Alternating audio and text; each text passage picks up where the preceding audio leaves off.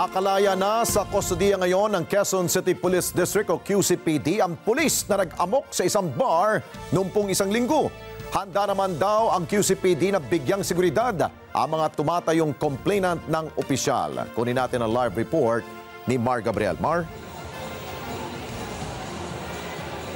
Alex, ipinasusurrender na ng QCPD kay Police Lieutenant Colonel Mark Julio Abong ang iba pa niyang mga baril matapos ngang kansilahin ng PNP Firearms and Explosives Office ang kanyang mga lisensya.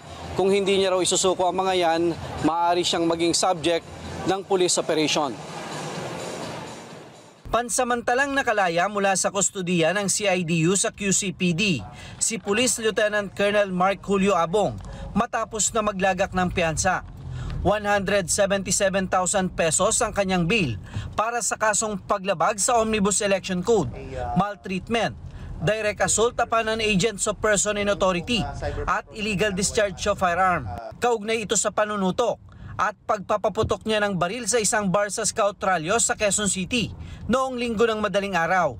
Pag dito sa Quezon City, hindi tayo kukonsinti ng sino man na lumalabag sa batas. Pag ikaw dito sa Quezon City ay lumabag sa batas, ikaw ay aming huhulihin, aarestuhin at ating kang ikukulong. Pananagutin natin sa batas ang sino man na lalabag sa mga batas natin dito sa Quezon City.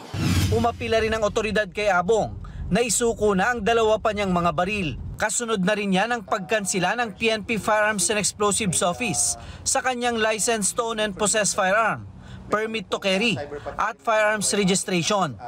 Tayo ay patuloy na makikipag-ugnayan kay Colonel Abong para isurrender niya yung kanya remaining firearms gaya sa kautusan ng Firearms and Explosive Office sapagkat na-revoke na yung kanyang mga firearms. At kung hindi niya yun maisoli, magiging subject yun ng police operations.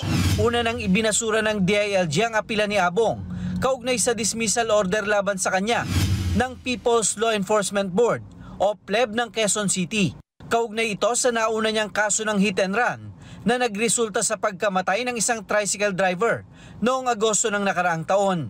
He can appeal to the Civil Service Commission and probably before our courts. However, yung kanyang dismissal will be implemented as soon as we get the copy of the official orders. Samantala, magtutuloy-tuloy naman daw ang pagdinig sa isa pang kasong administratibo ni Abong, kaugnay naman sa pag-aamok niya sa Quezon City. Ibig sabihin po, ang IAS po ay nagkaroon po ng poder na i-hear po itong kaso na yan dahil siya pa naman po ay nasa serbisyo, meaning may jurisdiction pa po ang IAS at the time na they took cognizance of the case. So magtutuloy-tuloy po yon hanggang ma-resolve po itong kaso.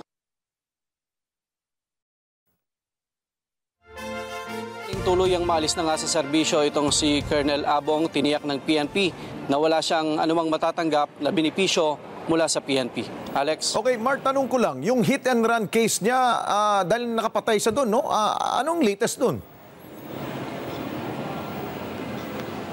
Alex, yung administrative case nga, yung inapila niya dito sa Napolcom at nitong isang araw lang ay naglabas ng desisyon ang DILG na ibinabasura at kinakatigan nila yung naging unang desisyon ng Regional Appellate Board kung saan umapila rin itong si Colonel Abong. Samantalang yung criminal case naman, Alex, patuloy ang dinidinig sa korte at sa ngayon ay patuloy na hinihintay yung magiging resolusyon dyan sa kaso. Samantalang ito namang panibagong kaso niya ay gumugulong na rin yung mga panibagong kasong administratibo naman na nakahain ngayon sa PNP Internal Affairs Service habang yung kanyang kasong kriminal dito ay naisampan na rin sa korte ngunit nakapagpiyansa nga itong si Colonel Abong. Okay, balikan ko lang Mara, dahil nga parang homicide na nangyari doon sa hit and run, no? Yun ang pagkakaalam ko. Yung ba'y bailable kaya siya nakalaya ba? Yes, Alex, bailable din yung homicide case. Ito yung sa criminal, no, na nakahain ngayon sa korte. Actually, August nung nakaraang taon pa, nakahain yung criminal case na yan at patuloy nga yung hearing dyan sa hukuman. Habang itong administrative side nung kaso na yan, nung hit and run, ay dinisisyonan yan nung pleb nitong Quezon City at pinadidismiss na nga sa serbisyo itong si Colonel Abong, ngunit umapila siya sa Regional Appellate Board at una nang ibinasura habang inakyat niya ito sa NAPOLCOM at nitong mga nakaraang araw ay muling ibinasura ng NAPOLCOM. Kaya sa ngayon, hinihintay na lang ng PNP yung kopya ng final decision ng NAPOLCOM para nga maisilbi na dito kay Colonel Abong yung kanyang dismissal order. Panghuli na lang siguro, Mar, dahil marami siyang kakaharaping kaso, wala bang request ang PNP higher-ups na mag-request ng whole departure order? Baka tumakas yan. Alex, sa ngayon wala pang request patungkol dyan. No? At ito namang panig ni Colonel Abong ay patuloy namang hinaharap. Actually, itong naunang criminal at administrative case niya ay patuloy niya namang sinisipot sa mga pagdinig sa korte at yung naging pagdinig nga nitong Regional Appellate Board hanggang sa kanyang pag-apila sa NAPOLCOM. Ang tinitiyak naman ng PNP, Alex, hindi kukonsintihin itong kanilang tauhan at walang whitewash na mangyayari. Sinisiguro nila na pananagutin nila itong si Abong sa kanyang mga nagawang kasalanan. Okay, Alex? maraming salamat sa iyo, Mar Gabriel. Mata natin dyan sa QCPD. Maraming salamat sa inyo pong pagsubaybay sa Mata ng Agila Primetime.